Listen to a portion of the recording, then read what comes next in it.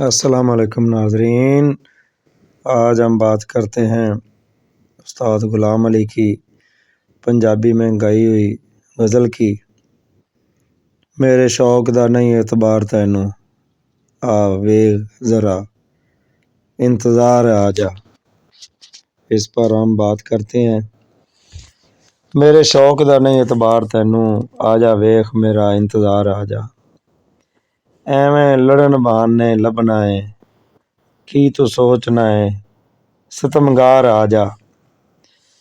باویں ہجر تے باویں وصال ہووے، وکھو وکھ دوہاں دیاں لذتاں نی۔ میرے سونیاں جا ہزار واری، آ جا پیاریا تے لکھ وار آ جا۔ میرے شوق دا نہیں اعتبار تینوں، آ جا ویخ میرا انتظار آ جا۔ اے رواج مسجداں مندراں دا، اوتھے ہستیاں تے خود پرستیاں نی۔ میں خانے وچ مستیاں ہی مستیاں نی، ہوش کر بن کے ہوشیار آ جا۔ تو سادہ تے تیرا دل سادہ، تینوں ایویں رکیب کھرا پایا۔ جے تو میرے جنازے تے نہیں آیا، راہ تکدا تیری مزار آ جا۔ سکھی وسنا جے تو چاہونا ہے، میرے غالبا اس جہان اندر۔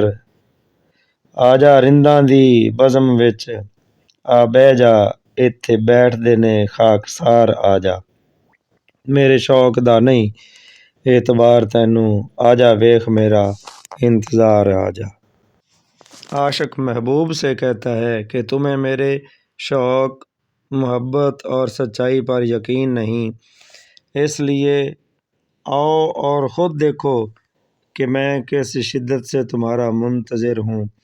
یہ انتظار محض جسمانی نہیں بلکہ روحانی کیفیت کا اظہار ہے۔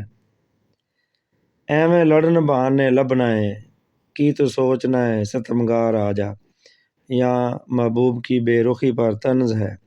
شاعر کہتا ہے کہ تم لڑنے کے بہانے ڈھونڈتے ہو، شاید تم میری وفا کو ظلم سمجھ بیٹھے ہو، مگر پھر بھی آؤ کہ بات واضح ہو جائے۔ باویں ہجر تے باویں وصال ہووے، وکھو وکھ دوہاں دیاں لذتاں نی۔ یہ بڑا گہرا صوفیانہ شعر ہے۔ شاعر کہتا ہے کہ جدائی اور وصل دونوں کی اپنی اپنی لذتیں ہیں۔ صوفیانہ فکر میں ہجرت نفس کی تربیت اور وصال قرب الہی کی علامت ہے۔ میرے سونیاں جا ہزار واری، آ جا پیاریا تے لکھ وار آ جا۔ یہاں عاشق کی بے پایاں محبت جھلکتی ہے۔ وہ ایک نہیں بلکہ ہزار بار آنے کی دعوت دیتا ہے، کیونکہ عشق میں گنتی، شرط اور حساب نہیں ہوتا۔ اے رواج مسجداں مندراں دا، اوتھے ہستیاں تے خود پرستیاں نے۔